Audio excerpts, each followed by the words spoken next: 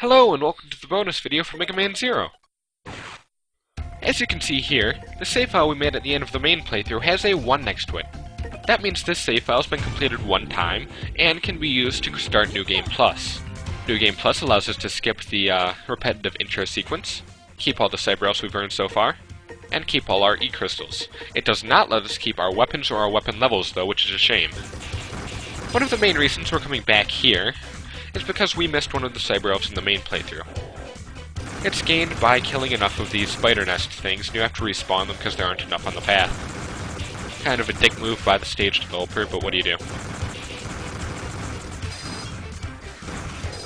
Now the title of this part is called Cyber Elf 101. Why?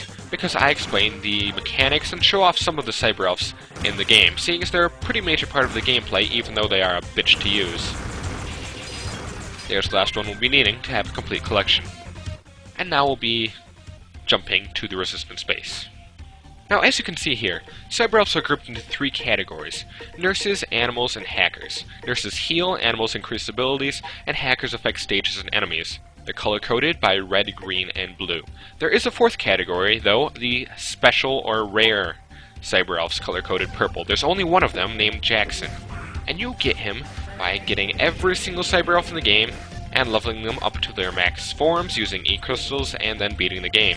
You can also get him by playing hard mode and getting every cyber elf, but you don't have to level them up and beating it with an A or S rank, but that's really, really hard.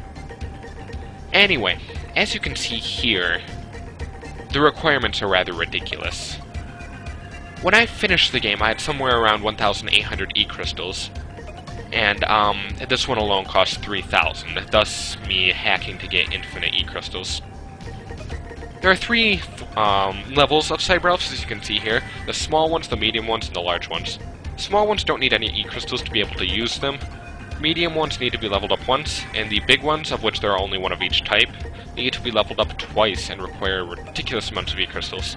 The small ones are throwaway 1 level effects, and affect your rank for 1 level. They'll take off a few points from your elf score, and it can go into negatives. The larger ones, though, are fusion, and they have permanent effects and permanent penalties that can stack up and cause you to be unable to get anything above an F rank, ever. Anyway, as you can see, I just leveled all of them up to avoid excess time wasting here. You need to download them to your body before you can use them, and you can store a max of 3 at a time. You can use these any time by accessing the menu, and as you can see, some of them have stupidly powerful effects.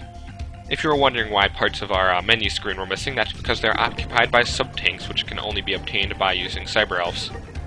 After using a cyber elf, their picture will normally be grayed out, and it will say this elf is resting in peace. Yeah, using these things means they die, and they each have unique personalities and hopes and dreams and ambitions, and you're cutting those short by using them. So this is a bit of a moral dilemma.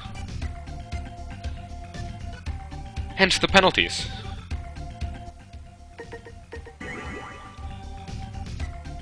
Each of them have a different effect upon usage. Nurses usually affect your health bar, animals usually orbit around you or kind of fuse with you after sprinkling you with magic fairy dust. And hackers appear to hack the game itself.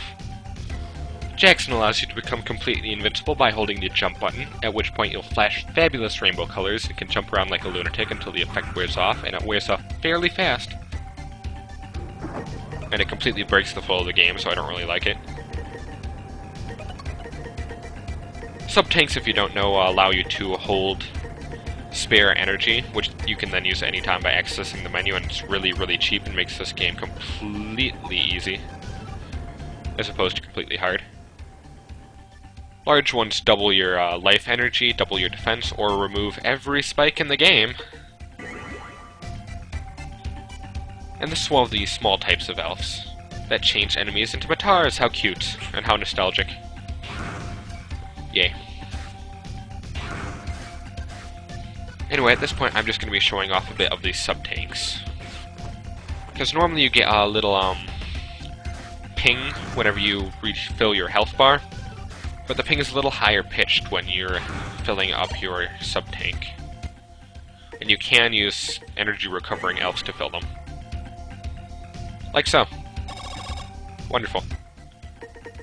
You'd then use it from the menu screen to refill your health. Like so. There are a myriad of different elf effects, but most of them are unnecessary. Like this makes you run faster. There's one that lets you climb ladders faster. Kinda cool, kinda useful, but not at all necessary. Anyway, that's gonna be it. Thanks for watching!